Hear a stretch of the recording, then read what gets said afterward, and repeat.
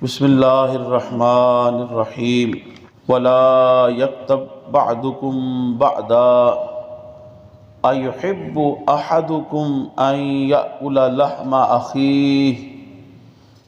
اخیہ میتا فکرہتموہ۔ صدق اللہ العظیم۔ اللہ رب العالمین نے سورہ حجرات قرآن مجید کے اندر ارشاد فرمایا، جس کا مفہوم سماعت فرمائیں۔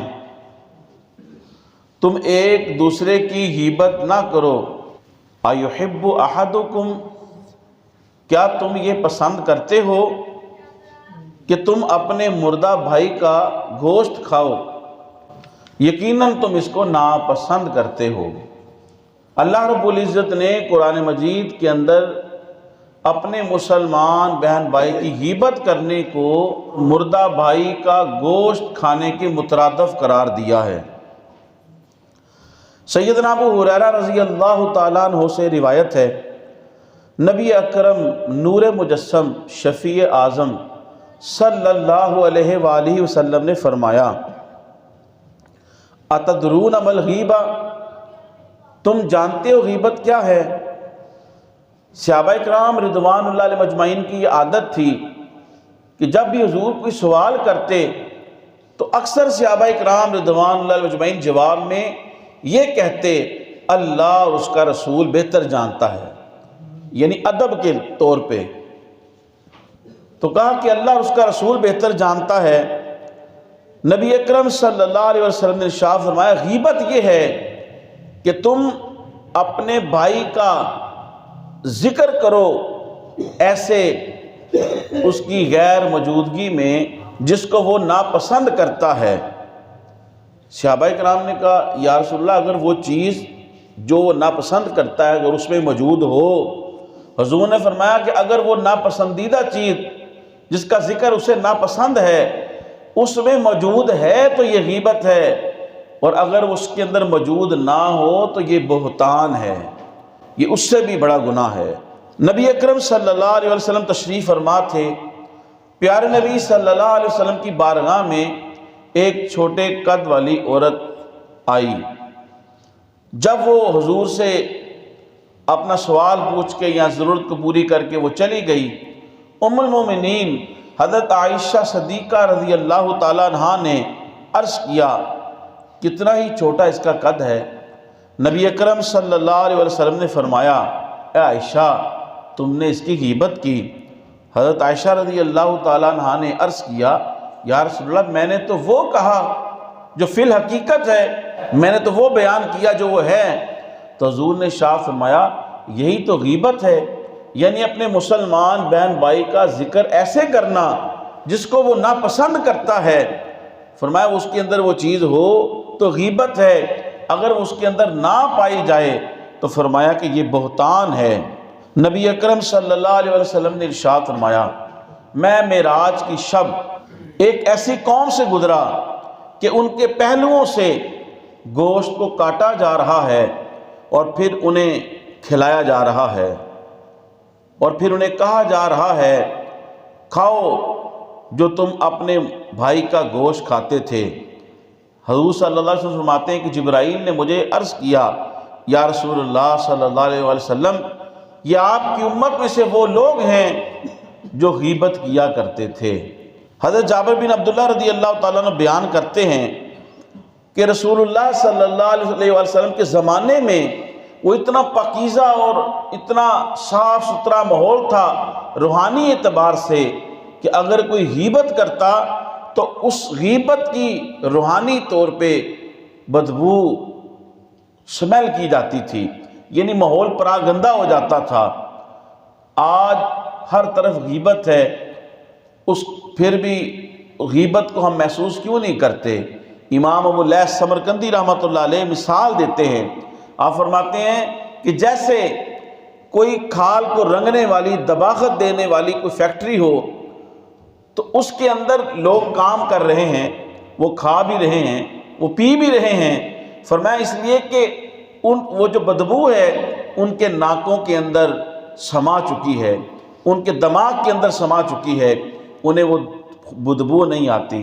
لیکن کوئی دوسرا شخص جو اس کے اندر کام نہیں کرتا، وہ اس کھال کو رنگنے والی، دباغت دینے والی کیمیکلز کی اس کی فیکٹری کے اندر چلے جائے، وہ وہاں پہ ٹھہر بھی نہیں سکتا۔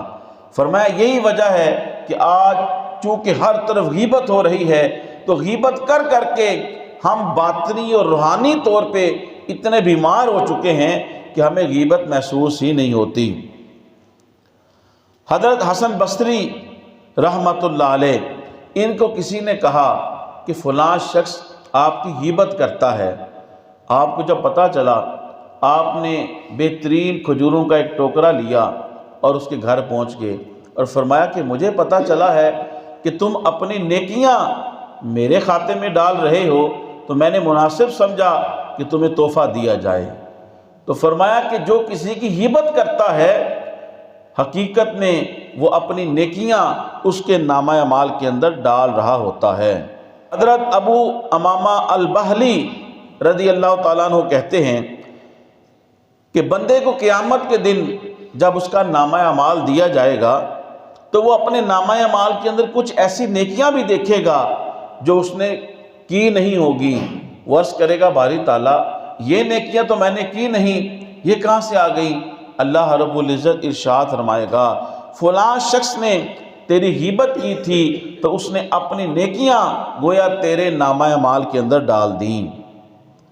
حضرت کعب احبار کہتے ہیں کہ پہلے انبیاء علیہ السلام کو جو صحائف عطا کیے گئے، ان کتب اور صحائف میں یہ لکھا ہے کہ جو غیبت کرتا تھا اور غیبت سے پھر توبہ کر کے دنیا سے گیا، فرمایا پھر بھی وہ جنت میں سب سے آخر میں جائے گا، اور جو اسی حالت میں مر گیا وہ دوزخ میں سب سے پہلے جائے گا۔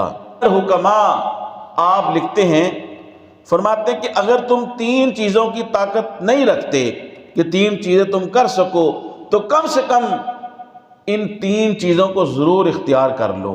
وہ 3 چیزیں جو نہیں کر سکتے اور ان سے باز آنا چاہیے اور جو کرنی چاہیے، امام ابو العلا سمرقندی فرماتے ہیں وہ یہ ہے۔ آپ فرماتے ہیں کہ اگر تم یہ طاقت نہیں رکھتے کہ لوگوں کو تم نفع پہنچاؤ، تو کم سے کم لوگوں کو نقصان پہنچانے سے باز آ جاؤ۔ فرمایا کہ اگر تم یہ نہیں کر سکتے کہ تم کسی کے ساتھ خیر کرو، بھلائی کرو، تو کم سے کم اس کے ساتھ برائی کرنے سے باز آ جاؤ۔ فرمایا کہ اگر تم یہ طاقت نہیں رکھتے کہ تم روزہ رکھو، تو پھر کم سے کم لوگوں کا گوشت نہ کھاؤ۔ لوگوں کا گوشت نہ کھاؤ یعنی تم غیبت نہ کرو۔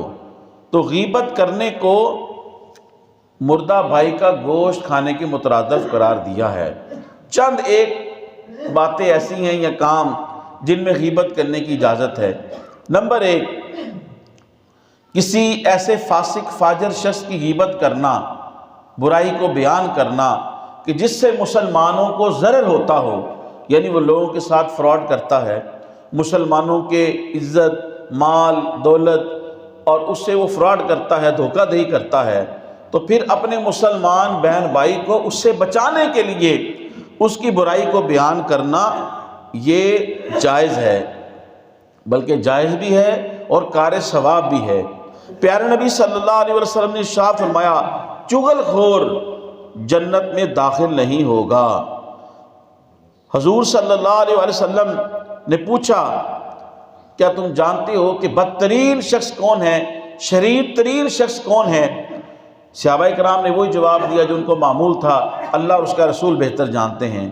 رسول پاک صلی اللہ علیہ وسلم نے فرمایا شریر ترین اور بدترین انسان وہ ہے جو 2 چہروں والا ہے، جو 2 چہروں والا ہے کہ تمہارے سامنے اس کا چہرہ کوئی اور ہو اور تمہارے پیچھے اس کا چہرہ کوئی اور ہو۔